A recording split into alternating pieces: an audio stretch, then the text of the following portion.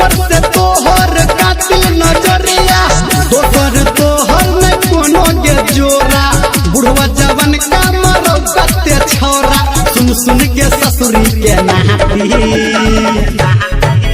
है के चल ने उतान को के छाती अरे खोल के बोल लगा दाती बेदाती चल ने उतान को के छाती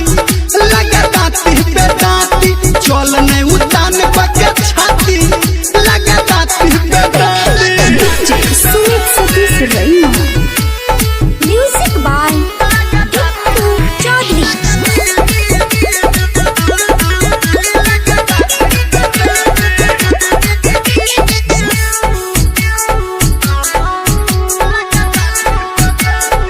एक 16 बरस में तू खेल नहीं खेला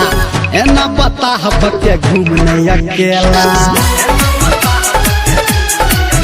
एक 16 बरस में तू खेल नहीं खेला